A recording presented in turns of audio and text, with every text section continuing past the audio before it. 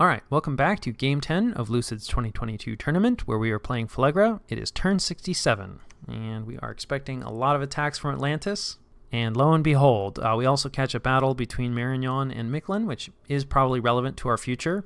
Getting hit by more of these undead polar bears, really pretty terrifying. They also can go underwater, which I guess makes sense because they're undead. And yeah, true amphibians, which is, also makes sense if they're undead polar bears. So this looks like just going, not sure what this is. That was one of our cap-only mages, so that is unfortunate, but I'm not sure where that was. Wiping out, more mind hunt attempts, so even though this Shade Mail delayed our other attack a turn, it, was well worth it. And of course, we need the Shade Mail because in addition to, baiting these attacks out, because Atlantis can't confirm via scouting whether or not we have an astral blocker there.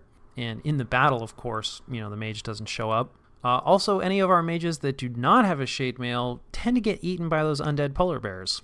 And, speaking of those fellows, let's see who survives this, or who gets hit with this, rather. Ooh, this is one of our throne mages. That's unfortunate. At least he's one of the lamer ones. This, I think, is from the raiding group. Probably that other guy was also from the raiding group, right? So anywhere where we have, like, unprotected mages, really, actually, Body Ethereal may help him. Yeah, no magic weapons on these, at least. But how about, like, Lightning Bolt? Lightning Bolt would be, really, I guess undead solar rays. There you go. There's some Lightning Bolt, which... Oh, it doesn't stun our bodyguard. So this guy might actually survive, although the fact that this thing flies, whew, all right, we managed to survive. So the lone bodyguard putting in good work. We do lose the bodyguard, but totally worth it. We bring in some undead. I forgot to mention, we're teleporting a guy out. This guy will probably get ganked by a polar bear. But we were trying to block a raid with one of our tyrants, and yeah, I didn't want to get him mind hunted. Speaking of mind hunt, old Stanibor putting in good work. Though the fact that this keeps happening, right, is probably Atlantis isn't too worried and they can just shift the gear around. So this is probably a forever thing that we're going to need to do. There's a lot of astral in the late age anyway, so probably, if you're, if you're interested in playing Phlegra, I would say take note. You're going to have to think about Mind Hunt, but for the moment, we're going to need to think about demons. So this looks like a war-deciding battle. I do think both of these players are large enough that, this one battle probably won't completely decide it, but it's definitely going to matter a lot. So we have, a ton of these Ozelotls, or Aussies, and we have a lot of Jaguar Warriors, also sacred, a lot of Beast Bats, who I think, also sacred. Michelin gets a ton of sacred summons. I think these Jade Serpents, also sacred, also standard bearers. Probably more to like draw evocations and things like that. Speaking of drawing evocations, push some human slaves out to the front. Got some turkeys in here, probably like some Swarm or Creeping Doom, actually. Those guys are nature too. So gonna have like that bug front line. Got some blood slaves here for some blood magic. Has an ice devil and like a archdevil. Maybe some of the resistance spells, hard to tell. And a lot of these like high level like blood mages, death mages, tons of mage support. This is an army that, you try to win the game with. Meanwhile, on Marignon's side, also attempting a victory here based off of what we see. This is a ton of devils. Devils are somewhat difficult and expensive to summon in. Very dangerous units. A little low on the protection side, although I imagine we're going to have a battlefield-wide protection buff coming out for both sides. A ton of these fallen angels. Who look like, I'm guessing most, this seems like actually pretty standard kit. It looks like Marignon's God is here because these units are already blessed. Wait, no. Excuse me, this is due to the flask of holy water that they all seem to have. Marignon's bless, so attack skill, precision, and blood vengeance. Bit of an interesting mix, the precision particularly. I'm assuming they must have a decent number of sacred mages. It looks like these angels come in, or fallen angels come in with fire resistance already, and then they've been given, the ice helmet for a bit of cold resistance, and the storm spool for some shock resistance. Pretty good resistance spread, though notably no poison resistance. And I do believe foul vapors is something Michelin can do. Fairly cheap kit. All these are 5-gem items, and, relying on some of the inherent gear to cut down on costs, which definitely makes sense, right? Because there's a lot of thugs to be gearing out. I don't think they have any built-in regeneration. The sword does not drain life, although at death 3 And it does look like this is standard across the board. All of these can cast Soul Vortex. A lot of death gems being handed out to one of them, so this one must be in caster mode. No Skull Staff, which is interesting. Oh yeah, so it does look like Marignon is going to be leaning somewhat heavily on army thugs, which I'm definitely interested to see because I feel like that's somewhat difficult to pull off. I at least struggle with it. They've got some crossbowmen in the back, which I find kind of interesting. Not a lot of crossbowmen, right? This looks like a good amount of crossbowmen to me. Enough to potentially cause problems, but, you know, it's probably not what they're relying on. But, yeah, normally I like to have my ranged units in the front, just so they're able to, you know, better target any squishy mages that they're trying to hide all the way in the back. Otherwise, you know, a grab bag of infantry, human infantry, these guys probably aren't going to fare too well. A lot of terracotta soldiers, also not fantastic. They do have fire resistance. Which is probably relevant because Marignon has brought out a ton of mages. A lot of these guys, though, yeah, pretty weak. Now, they are Fire 1, and it looks like, let's see if they've been given gems. Well, a lot of them have, but a lot of them have not. Maybe roughly a 50-50 split. The ones with gems, I'm assuming, are going to use the gems to get into Fire 2, so they can spam Pillar of Fire. The ones without Fire gems, they are Blood 1s, so I'm assuming they're probably just going to be summoning imps. There are a smattering of more powerful mages in here, but a lot of these are pretty low-level mages. Like, yeah, here's a Vampire Lord, and, you know, here's a Chart Maker with some water gems, been boosted in water, actually. So while there are a lot of mages in here, on the balance, I think Mictlan mages, you know, pathwise are much stronger mages. Of course, I suppose the other thing Marignon could be doing is a really large Blood Sabbath. And there's some assassins back here for some reason. Okay, they're going to be delivering imps via lifelong protection. I guess that makes sense. This is a pretty good assassin item. But for a battle like this, right, you probably want to bring as many imp generation items as you can. So anyway, we could talk about this for a long time. Let's, you know, see this madness in action. It looks like a storm is going up immediately, probably from a Staff of Storms or, you know, something like that. There's one other item. Yeah, there is a giant communion going up on Marignon's side. Looks like both sides managed to get Divine Blessing up. A lot of imps being summoned. So I think Marignon has cast like the army-wide Blood Strength spell. Or no, excuse me, that is a demon-wide strength spell. Still, they have a lot of demons, so that's going to help significantly. Mictlan has done the same. We should probably also check their bless again real quick. So a little bit of strength, Blood Surge, which will give a little more strength once it triggers. Quickness, of course, being the main element. Magic weapons probably being relevant. Wouldn't surprise me to see a Fog Warriors drop at some point. It looks like Mictlan has also gotten a army-wide fire resistance spell. We see relief coming from Mictlan. Heat from Hell, that's from Mictlan and Archdevil. Okay, someone's turned out the lights. That looks like it's also coming from Mictlan. Shouldn't matter too much for Marignon, as I think the main striking element of their army are the devils.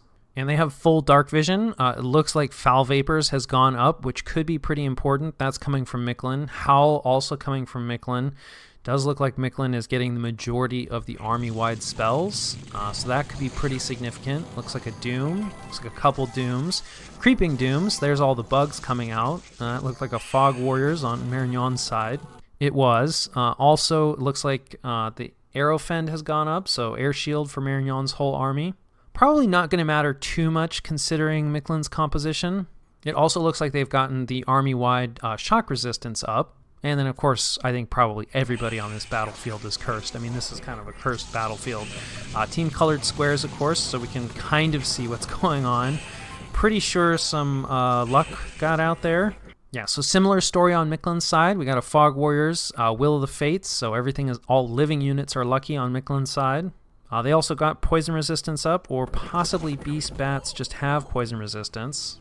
Always useful to check human units, since humans have almost no advantages, to see what actual spells have been cast. So it does look like Mictlan has put up the army-wide poison resistance buff. We see some evocations coming out from Marignon. I think this is probably cleansing water would be my guess.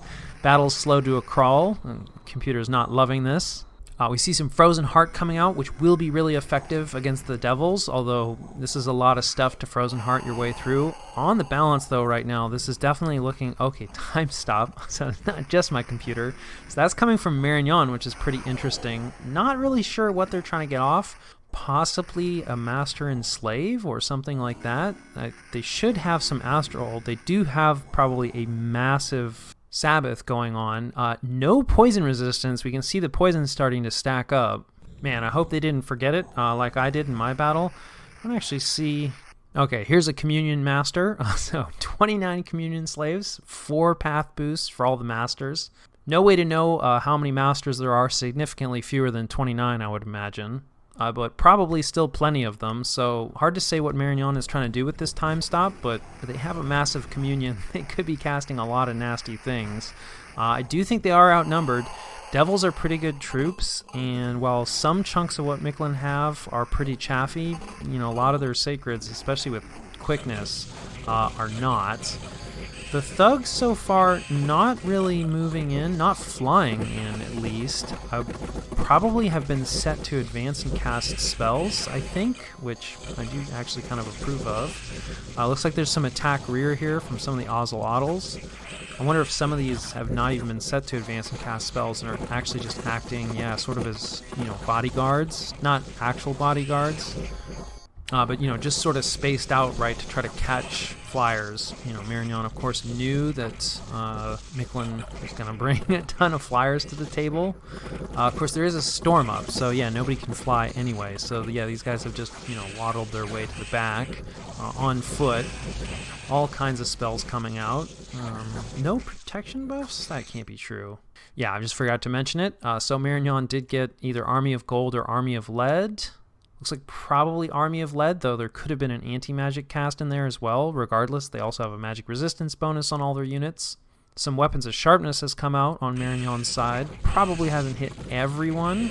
And then on Mictlan's side, no protection buff whatsoever from the look of it, which is fairly significant. Kind of surprising. Maybe just haven't hit the research yet for Army of Gold or Army of Lead. And then concerned that, you know, mass protection does give you weakness to fire, which going up against Marignon, that's a little scary, right? You see a lot of fire magic coming out. They don't have any resistances at all. In fact, I think neither side has any resistances on their bless. And like, yeah, those Communion Masters, some of the thugs here definitely set to cast spells. I mean, you know, they've got 9 paths total in magic. Those are really powerful mages. Also standing up in melee fairly well to these Mictlan Sacreds. It looks like this one has put Phoenix Pyre on itself. Not sure if that was part of the script. The AI does like to cast that, so could have been off script. A few elementals out there. See if we can get this in normal speed.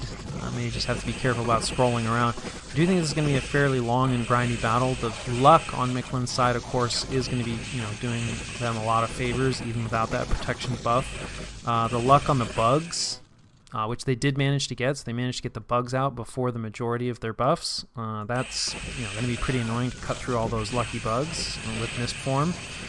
Although the Devils do have a magic weapon in the form of their tail, their regular weapon, their trident, not magic, so Fog Warrior's a pretty big deal there. Not sure if there's any advance and cast spells from Marignon, so they may have a lot of magic damage, but I don't know how much of that's actually really going to get in range of, you know, these Mictlan units. The Devils holding up pretty well. Okay, yeah, I was going to say there's a lot of fatigue starting to stack up, so it looks like we do have a fatigue play that I missed. Marignon has cast Rigor Mortis, and it does look like Marignon has also gotten relief up. Also very important, Marignon has gotten mass regeneration up, and in a really grindy fight like this, also particularly on Devils who have a decent amount of hit points, it's going to help keep them alive for a lot longer. It does not look like Mictlan has gotten mass regeneration up, so that could be a pretty significant difference, right? The fact that Marignon's troops have 20 protection with regeneration, whereas Mictlan's troops, in a lot of cases, are more or less naked. You know, Ozelotls are very killy, but yeah, I mean, you can see, like, they're pretty much all dead, at least the ones that made it to the back. And Beast Bats, you know, don't really have much in the way of protection either. And then the fact that they're not regenerating, like that, you know, really tips the scales more in Marignon's favor. I mean, the fact that Marignon did start this battle really, really badly outnumbered, you know, is that they've had a pretty uphill struggle, but it does seem to be kind of turning in their favor. Like, we do see a few retreats here on Miklin's side, still plenty of units fighting. Marignon's front line, is starting to fail. They have managed to summon a lot of undead, although a lot of those undead are just fighting wolves. And then probably, there's not a lot of mages back here. I don't think they ever got poison resistance up, which is terrible for them, but, makes me feel a little bit better about my failure to script it. In Marignon's defense, it's entirely possible that it was scripted, it just didn't go off for whatever reason. In large battles like this, especially when you're forced to use a lot of human mages, and of course nature is not something Marignon has normally, so if they were bringing, well, clearly they did bring nature magic to the table, since they managed to put up regeneration and relief, so they already had demands on their nature magic, and it's entirely possible that the caster, something happened to him, but that does mean that even if Marignon wins, I don't want to necessarily call it catastrophic, because again, a lot of the mages that they brought, weren't the greatest, right? And can probably be replaced, not quickly, right? You don't replace like a 29 communion slave mage ball like quickly, but it should be somewhat cheap, right? I don't think any of those mages were particularly expensive. They definitely had some of their cap-only mages here, so like obviously that's gonna hurt. But it does look like the majority of their summons, right? These fallen angels, like I'm not sure if any fallen angels have gone down. Like surely one of them must have died in this madness. But I have to say they held up really, really well, and they are incredibly powerful. Like they're probably the most powerful casters on the field for Marignon's side. So the fact that they survived, or at least looking like they're going to survive, is pretty significant. It does look like Miklin is going to lose this, right? Darkness goes down. We see a lot of retreats. Yeah, there you go. Armies of Miklin are routed. So it's just really a question of like how much stuff is going to die. Looks like quite a bit. There is some danger to this battle. No, we're only at battle round 37. So yeah, I think we can bail out of this. I think Marignon's got it. So a massive battle. I'm sure both sides took some pretty heavy losses. Yeah, I mean, this is rough for Miklin, no question. They lose an Ice Devil, an Archdevil, a ton of summons, as well as a ton of their sacreds. Mage-wise, though, there's a couple of big-ticket losses. The Kings of Rain are probably cap-only. Losing 3 of them is going to suck. I believe these are summons, right? So this is pretty painful, losing almost half of them. But for a battle of this size, it's not like they brought every mage. So, this is, of course, a really painful loss, but probably not catastrophic for Miklin. It would not surprise me if they had another army more or less equal to this size. Still, that's very painful. Of course, on Marignon's side, in terms of raw numbers, it costs them over half of what they had, including a little over half of their devils, which is pretty significant. Just 144 devils is a ton of devils. So to be losing that many is pretty massive. Yeah, right. And the mage losses on Marignon's side are actually a lot worse. I didn't realize how many chart makers they had loose in there. I mean, they lost over 50 mages, so that's just really hard to replace from a fort turn standpoint. I'll say it kind of looks like their only nature access was the one lone Woodhenge druid. The rest of their loss is fairly inconsequential. I just want to take a quick look. How is that guy kitted out? I mean, did he cast relief and something else? Okay, yeah. So he's been empowered in blood, so he must join in the blood in the Sabbath. Right, so entirely possible that this guy was, scripted to eventually get around to casting whatchamacallit, the Foul Vapor's Defense, Serpent's Blessing, but just didn't make it, right? It may have gotten interrupted. He had a lot of work cut out for him. Yeah, so he put up the mass regeneration. Looks like he's taking some heat fatigue damage. Maybe too close to a fire elemental, or maybe a devil or something. Not actually sure where that's coming from. Yeah, and then he gets poisoned. That's never good for a mage. This is a great way to interrupt spellcasting. Yeah, and then he puts up relief, and it looks like that's probably the remainder of his gems. So perhaps not scripted. He at least was poison resistant, although that's due to his item. So anyway, yeah, very painful losing all those mages to Foul Vapors. But it's always hard to, cover those holes for paths that you don't really have. Anyway, this isn't really directly relevant to us. We have our own problems. A lot of attacks here coming from Atlantis. We have our much reduced mage group here, and it looks like the fellow who was leading our crossbowmen, that must have been, one of those mages that got sniped by the polar bears. So we have a lot less here than we were hoping. On the other hand, like, there's not, this raiding group isn't particularly impressive. Yeah, so probably a rock or maybe a soul slay.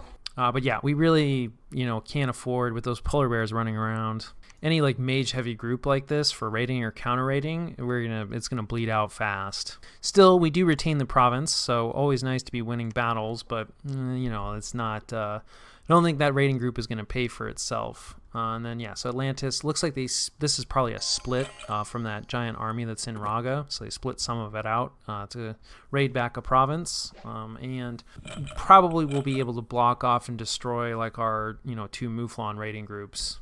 That have those archers, but we were kind of anticipating that, right? Like those guys, if they survived, that was going to be purely bonus. And then just pinging to see if we're going to hang around. This isn't that very gem valuable province. Nice that we get to hold on to this another turn. So Atlantis not really quite believing the full extent of our retreat, but we are retreating. Yeah, so it looks like they're choosing to split their army and raid out a bunch first, which is good. Is a good move on their part, definitely. But it is also nice because there's something to be said for just moving out immediately and directly at your enemy's infrastructure, because this is going to give us time to like clear barbarians off of it, recruit a few more mages, a few more crossbowmen. Basically, gives us some extra time to hold out using sea trolls as soul vortex batteries. Yeah, seems reasonable. The main advantage is they regenerate. I often use vine ogres, who do not regenerate, so that's a problem. They definitely can die. The problem for sea trolls is the magic resistance isn't too high, so they won't resist the soul vortex completely, but they do have morale, so they're not going to love just hanging out, getting their soul drained, so they will retreat. So I am curious to see how effective that is. Obviously, it's going to be able to beat the 1 province defense that we left behind. We're not really trying to hold anything that's near that giant army. This is probably a fellow that we feeble-minded.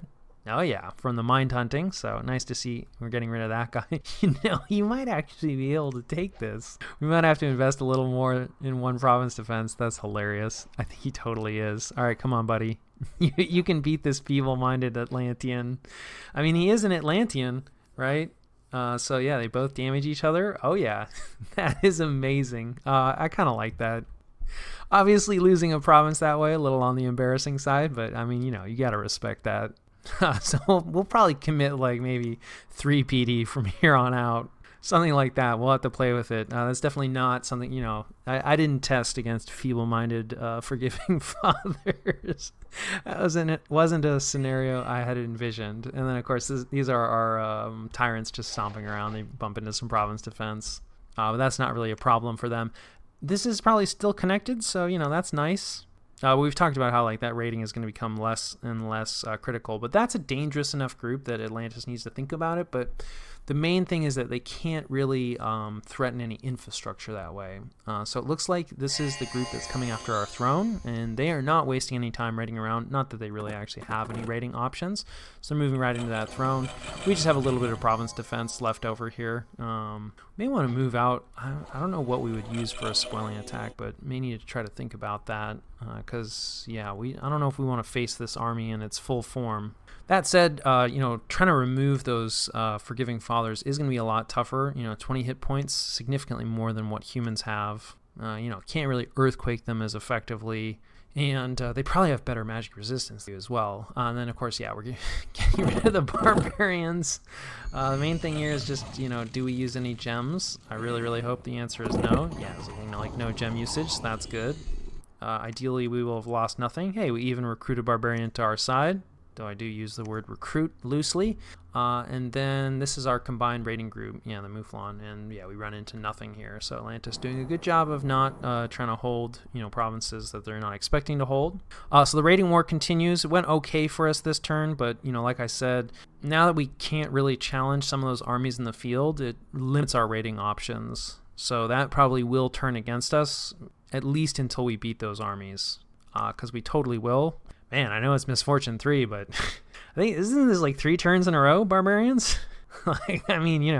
Just 1 turn would be nice. So yeah, Rebirth mod, bringing some people in. Hey, we find some water gems. That's nice. And +6 is actually a pretty good amount. 250 gold, not a ton, but we're not losing gold. And so yeah, there's Battle, Land of Plenty. Ooh, this is on top of our more or less empty palisade. So we at least draw some of the income from it. And we don't have a ton of province defense here to be losing, but yeah, I don't know. We'll send somebody to go clean this up. And then we patrol out a neutral. Okay, false prophet. Happy to get rid of that. That is somewhat important. And then we eliminate an Atlantean scout, as well as a scout from Utgard. So, not surprised about who's watching. Then the barbarians are sieging us. We get some disease curing, a couple other things, and I'll catch you guys after the jump. All right, this is the situation and what we're doing about it. No diplomatic updates really at the moment, though there was some discussion of that battle between Marignon and Micklin in the chat, and Serpent's Blessing apparently was scripted to be cast, but instead Relief came out, so nobody's really 100% sure what happened there. Some discussion that potentially Drain Scales could be at play. We unfortunately can't really confirm that because we can't see the magic scales in question, but yeah, definitely confusing and unfortunate for Marignon. Always frustrating when spells don't go quite right in critical battles. Definitely highlights the advantage of, having one mage per important spell, but of course we talked about how Marignon doesn't have an abundance of nature magic. But anyway, to discuss our own problems, which are Atlantis related, we have this massive stack here that does appear to be moving towards the throne, but they could dodge to the side, right? There are definitely other places they could go. We unfortunately didn't quite get our army close enough. Well, we can't make the move with a lot of our stuff to actually patrol on top of our, throne fortifications. So we are going to have to abandon a lot of province defense here, which is painful. But I do think it's worthwhile to combine these armies safely. And we're going to combine here on our fort, both so that we can't really get jumped on top of, and also so we're less likely to run into a gem bait situation. Really just more likely that we run into a raiding group here, which could trigger gem usage, and the outside possibility, right, that the army tries to sidestep and then we end up fighting a major battle in Cold 1. We'd prefer to fight in, Heat 3 is pretty much everywhere that's inside of our territory is Heat 3, though that may change as we head into winter. So not a ton of confidence in this army. We have, as befits Phlegra, kind of cobbled it together. We're really just trying to spend a lot of gems to make up for its deficiencies. We are going to throw, a lot of battle magic. I'm pretty sure somewhere in here. Yeah, we're going to throw out Firestorm, which definitely somewhat questionable. We will get fire resistance up. I think we're going to go with Army of Lead so that we can actually get some magic resistance up. Frostfend, a bunch of summons. Really one of the major issues is, we have a lot of crossbowmen. Crossbowmen make up the majority of our army, which is not great at this point in the game because Atlantis definitely has some air and, could cast Arrow Fend, though doesn't really look like that's what they're planning on using their air for. But of course, they could certainly switch their scripting and the gems that they have deployed to their mages before the battle. But we're going to kind of do that to ourselves because the other major component that we have is a bunch of mages with air. So, we could try to just soul slay our way through this, but there's way too many units. That's not going to be effective. Air elementals are going to have their own problems. There's a huge chunk of magic weapons in that Atlantean army. And while we can summon a lot of air elementals, we're kind of an air nation, but not an air nation in the sense of the true air powers.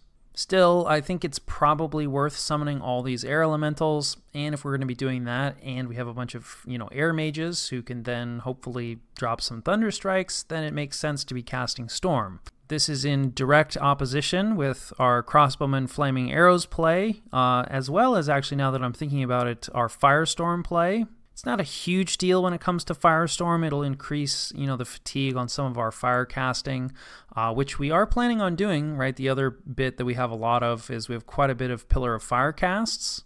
But really the main thing is, when a storm is up, it's likely to put out, anybody that catches fire. So this has actually only recently occurred to me. I'll probably revisit it this coming turn. I'm not sure if we'll actually change anything. You know, I mean, I guess the thing to do would be to split the crossbowmen away from the air mages and then maybe hit the Atlantean army in sequence, but that feels pretty wrong. You know, we also kind of need the crossbowmen as chaff. We're definitely planning on generating a decent amount of chaff, right? We have some creeping doom casts set up. We have, you know, our normal earth summons. So like we will have a bit of a front line. You know, we have some long dead horse.